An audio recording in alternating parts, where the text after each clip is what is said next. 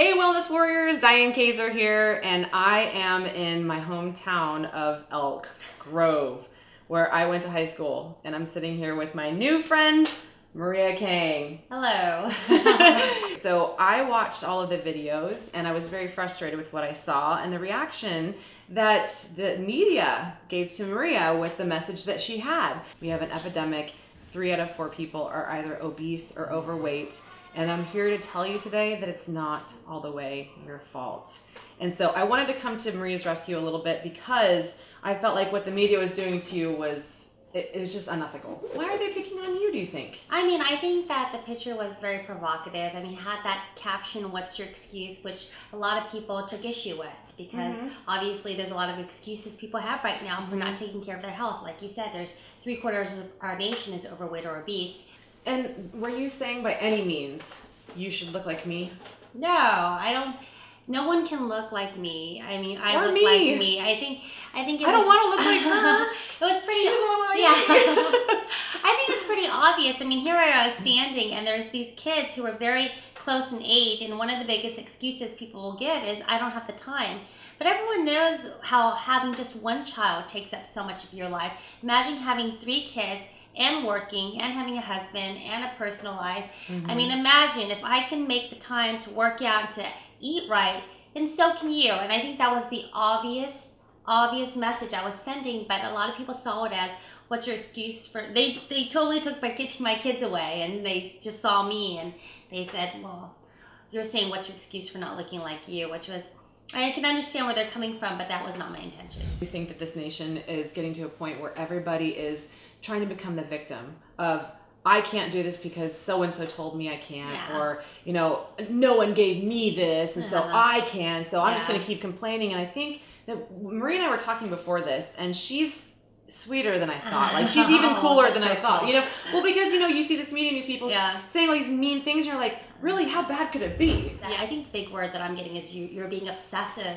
And I was very shocked about people saying that I'm obsessive, because I really am doing what the Surgeon General tells me to do, which is to exercise 30 to 60 minutes a way and to incorporate cardio and strength training. And I've been doing it for several years, and I think that's what people don't understand is I don't do it for several hours a day. I've been doing it for several years. But I became very conscious about my nutrition and exercise because my mother was overweight. So I started doing workout videos at home. So I'm all about, you know, personal fitness, working out, you know, just for your personal health, because I was never involved in any sports really, except for cheerleading. There's a lot of myths when it comes to concerning pregnancy, and I think that I'm showing other women, especially women of multiple children and women in their 30s, that, you know what, it's possible to have kids and to look great afterward. I have a no excuse program online.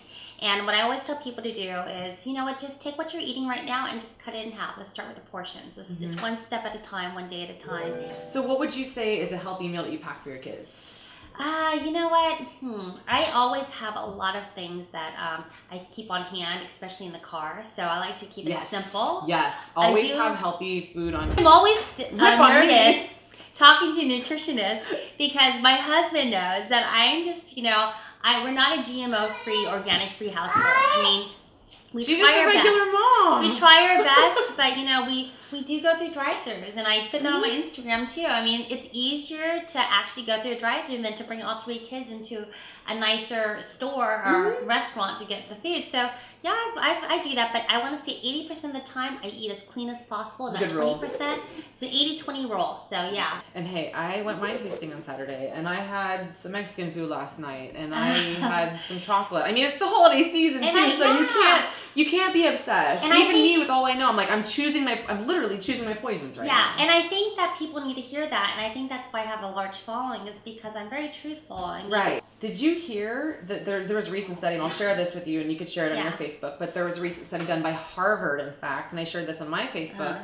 and they're saying that it's only $50 more a month to eat healthy. Oh, I saw that. Yeah, so it's really, I mean, I shop at farmers markets. I'm huge in farmers markets. Yeah. She shops at Costco. I mean, it's probably really hard to shop at farmers markets when you have 3, but you just buy a bunch of vegetables in bulk. What percentage of the foods that you eat are like, you know, fresh, real, whole foods as opposed to foods from boxes? I'd say 80%. 60% of who we are and what we look like is our genetics. And what Maria and I were talking about, especially with all of these real foods, like whole, real foods that haven't been engineered and recreated and made in a lab and all this stuff. Pretty much 85% of the grocery store that's in the middle section. We can eat real foods, whole foods, and turn on the good genes that fight disease and turn off the bad genes that cause disease. And so when people say it's genetic, I can't help it, wrong. Because there are a lot of things that you can do to change that. And it's just like Maria said, it's just eating real foods. And finding the time is one of the biggest excuses. And as a no excuse mom, I want to hear, what is your day-to-day life like? I wake up in the morning. I used to try to wake up early to work out, but I sleep late now to work after the kids go to sleep. So I wake up in the morning and I make them breakfast. I answer some emails. Maybe I'll do a Facebook post, and then I'll leave out the door within, at 8 o'clock to take my child. One of the children goes to school at least 5 days a week. I have to drop Because how old are they now? They're 4, 3, and 2. Okay. Yeah. So one of them goes to pre-K and one of them goes to preschool. And then after I drop them off, I either run errands or I go to the gym really quick, and there's a daycare there.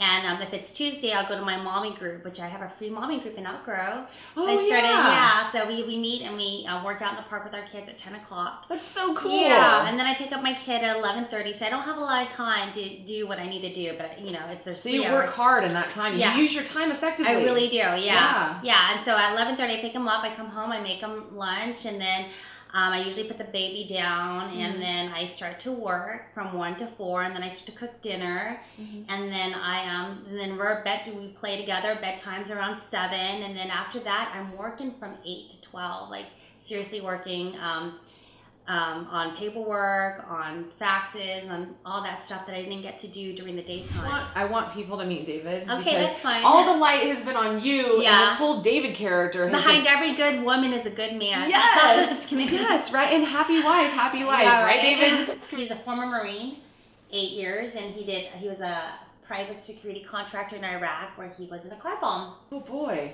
what happened? As a contractor in Iraq, we're just on a mission, and we became a target of opportunity, and a car bomber drove his vehicle loaded with explosives into our convoy. Oh my gosh. Killing 2 people and 23 children. Oh yeah. And bombing you. Yeah, I got hit in the process. It was on the left side of my brain. So it affected everything on my right side. Wow. I was paralyzed on my right side.